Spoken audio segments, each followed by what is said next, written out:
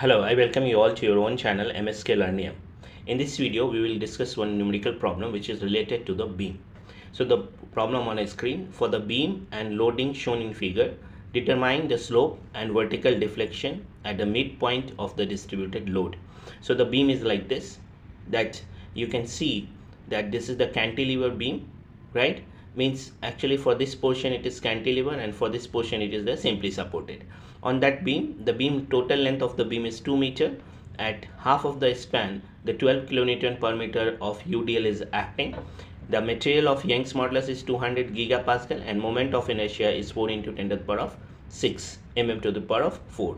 So first of all, we have to find out the stiffness matrix for this element and the stiffness matrix for this element. So first we'll do that. Solution for given Young's modulus E is equal to 200 gigapascal, right, which means that 200 into 10 to the power of 9 Newton per meter square, right, and the moment of inertia is given I is equal to 4 into 10 to the power of 6 mm to the power of 4. It means we have to convert this into meter, so it will be 4 into 10 to the power of 6 into 10 to the power of 12 meter to the power of 4. Then it become like 4 into 10 to the power of minus 6 meter to the power of 4. That all the calculation we are doing in meter. So now we can go for the element 1, that is we will write here that for element 1 is how it is, that this is the cantilever portion, right? This is your fixed end and here you have a support is there and that support is the roller support, right? This is the roller support is there. Okay, no load is acting on this, so here we have in node 1 and this is the node 2, right? So now if we see, then at each node we have a 2 degree of freedom, that is there is a deflection and slope, right? So here we have a deflection is what we can say, this is the V1, right, and the slope is theta 1, right? Also here you have a deflection is V2 and the slope is theta 2, right? Then you have a shear force and bending moment, that the shear force at this point is F1 and the bending moment is M1. Here the shear force is F2 and the bending moment is M2, right? Now the length of the portion of this element is 1 meter, so this is what we have, a 1 meter, right? Now we need to find out the stiffness matrix for element 1, that is K1. For you know that a stiffness matrix for beam element is K is equal to EI by L cube, right? And this is the two nodes. At each node we have a 2 degree of freedom, that means the 4 is there, so the size of the matrix will be 4:4. So here we can write like the stiffness matrix for the beam problem, that 12 6L minus 12 6L, right?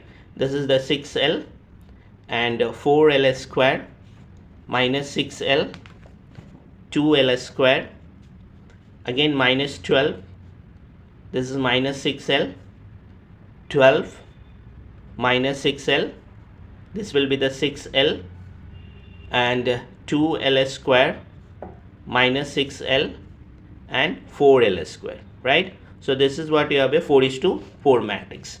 Now we need to substitute this value. This is the formula for a stiffness matrix for beam problem, right? So now L is equal to 1, E value you have and I value we have, we can use and get the solution. So first of all, for element 1 only, that K1 is equal to E you have, that is Young's modulus is 200 into 10 to the power of 6 and the moment of inertia is 4 into 10 to the power of, sorry, that 200 into 10 to the power 9, that is Young's modulus, and moment of inertia is 4 into 10 to the power of minus 6, right, by L cube, means L is equal to 1 cube means 1 only, so here we have a, this L is 1, so this value we can write 12 6 minus 12 6, right? And then this will be 6 4 minus 6 2. Then this is minus 12 minus 6 12 minus 6, then we have a 6 2 minus 6 and 4.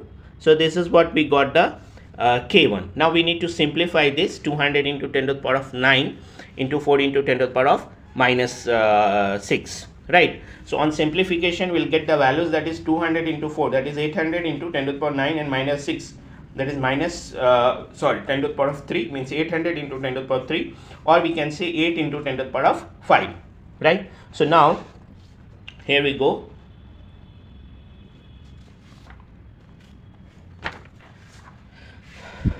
That K1 is equal to 8 into 10 to the power of 5, and this is how we have a 12 6 minus 12 6 6 4 minus 6 2 minus 12 minus 6 12 and minus 6, right? Then we have a 6 2 minus 6 and 4. This is the K1 we got.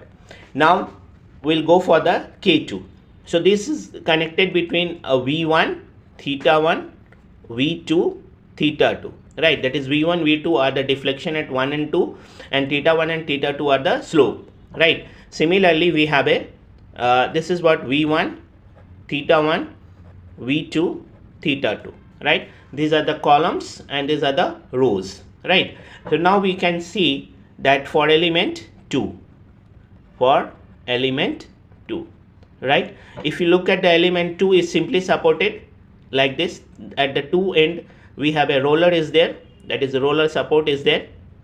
So this is how we have a portion 2. But in element 2 we have a UDL is acting, this is the element 2, right? This is support and this is support, so we can assume it as a simply supported, right? Now on this the UDL is acting of having magnitude is 12 kilonewton per meter. So this is the 12 kilonewton per meter, right? Then this is your node 2 and node 3. Here we have a slope and deflection is V2 and theta 2. Here you have a V3 and theta 3. The shear force and bending moment is F2, M2, F3 and M3, right? Now as we see that length, Young's modulus and moment of inertia values are same, so the stiffness matrix will be same, right? So we can write it here that K1 is equal to K2, that is equal to what? 8 into 10 to the power of 5, the same element, which is 12 6 minus 12 6 6 4 minus 6 2, then minus 12 minus 6 12 minus 6 6 2 minus 6 and 4. This is the K2. Then we can add that global stiffness matrix. We have to find the global stiffness matrix, right? Global stiffness matrix means K is equal to K1 plus K2, right? So when we add the K1 plus K2, it means that total node in the beam is 3, that is 1 2 and 3. So at each node we have a 2 degree of freedom, so the size of the matrix, the global matrix size is 6:6, right? So when we add, we'll get the equation like this, that here you know the how to add the stiffness matrix, that is K is equal to 8 into 10 to the power of 5. I'll take common, right? Here we have a V1 theta 1 V2 theta 2, right? And this is your V3 theta 3, right? And beside that only we have a V1 theta 1 V2 theta 2 V3 and theta 3, right? Now V1 is what we have, that is 12. Theta 1 V1 is 6, V2 V1 minus 12, theta 2 V1 is 6, and this we don't have V3 V1 0 0, right? Similarly we will add that this is 6 4 minus 6 2 0 0, then we have a minus 12 minus 6, and these two value will be added, that is this will become 24 and 0 minus 12 and 6. Then again we have a fourth row, that is 6 2 0 8 minus 6 and 2. Then there is a 0 0 minus 12 minus 6 12 minus 6, 0 0 6 2 minus 6 and 4, right? So these are the 6:6 matrix we got right now. This is K. Now we have a Q is equal to V1 theta 1 V2 theta 2 V3 theta 3. F we have to find, that is shear force and bending moment, load vector we need to find, right? So here we can say that in element 1 we don't have any force, right? So in element 1 we don't have any forces, means any load is not acting on the element 1, so the shear force and bending moment value will be 0. But in element 2 it is assumed to be simply supported and UDL is acting, so shear force and bending moment value will be WL by 2 and WL square by 12, right? So here we can go again, just wait. So now what we will do, that we can write the load vector, that the load vector, so load vector F is equal to here for element 2 only, that for element 2, right? Why? Because it is subjected to the UDL, so it will be, you have a like this, that WL by 2 WL square by 12, right, and WL by 2, right, and WL square by 12. These all are minus, these all are positive, and this will be minus, right? So now we can say here we have a W is what? W is equal to 12, so 12 into 1 by 2, right? Kilonewton is given, so you can convert this into 1000, right? So it will be 10 to the power of 3, and this is your 12 into 1 into 10 to the power of 3 by 12. This is also 12 into this will be 1 into 10 to the power of 3 by 2, and the fourth is minus 12 into 1 into 10 to the power of 3 by 12, right? So on simplification we'll get these values as, like, this is 12 to the 6, that is this will be the 6000, right? And this is your 1000, this is your 6000, right? And this is your minus 1000, right? So these are the load vector we got for element 1, right? Now for element 2, for element 1 we have a 0 0, so the net actually F1 M1 F2 M2, that is F is equal to, we have a like this, that 0 0, right? And then you have a this is 6000 1000 6000 1000, right? Again 6000 and minus 1000, right? So these are what we have a load vector. Now we need to formulate the finite element equation, that is KQ is equal to F, right? So we can say that formulate finite element equation, right? Finite element equation. So when we formulate the finite element equation, which means that KQ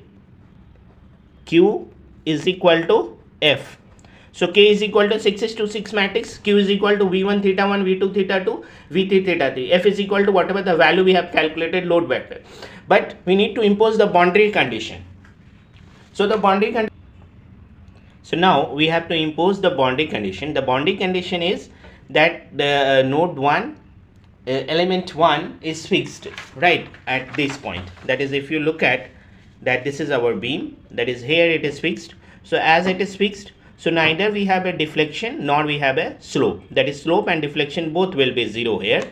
and as we have a support is there, that is roller support is there, so here the deflection will be 0, and here also the deflection will be 0. It means V1, theta 1, V2 and V3 will be 0.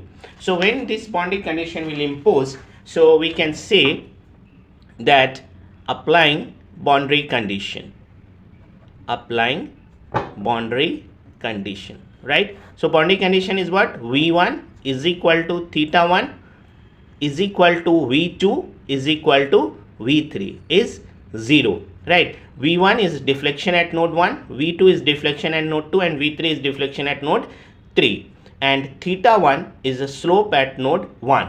It means that by imposing this boundary condition, we need to find out the theta 2 and theta 3 at node 2 and 3. So when you impose this boundary condition, means first row first column, second row second column, and third row third column, fifth row fifth column will be eliminated, right? So the the matrix size is 6:6. So after imposing this condition, the matrix will be reduced into 2:2, right? So now we will see that which one is going to be eliminated. So here we have a 6:6 matrix we got, right? Now after imposing the boundary condition, it means V1 is 0, so it is first column will be eliminated and the first row is also eliminated. Theta 1 is also 0, so this column will be eliminated and theta 1 is also eliminated. Next we have a V2 is also 0, so this will be eliminated and this is eliminated. Is it or not? Now then we have a V3 is 0, so this column would be eliminated and V3 is this one is eliminated.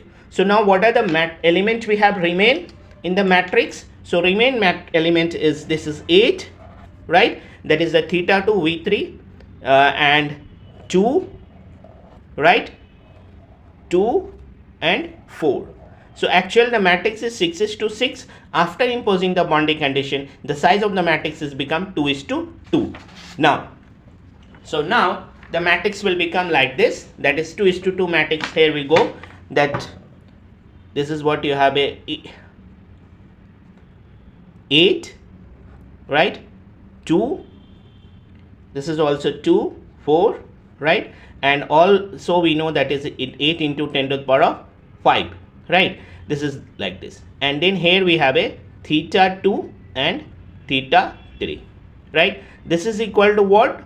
Means that if I see that here the load vector F1, M1, F2, M2, F3, M3, right? So first row, second row and third row is eliminated and fifth is eliminated. So fourth and sixth we have, so which is 1000 and minus 1000. So we can write down here, that is this is 1000 and it is minus 1000. Now we can simplify and get this value. So the matrix will become like this, that is 8 into 10 to the power of 5.